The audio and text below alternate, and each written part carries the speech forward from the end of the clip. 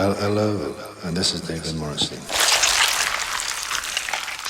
Welcome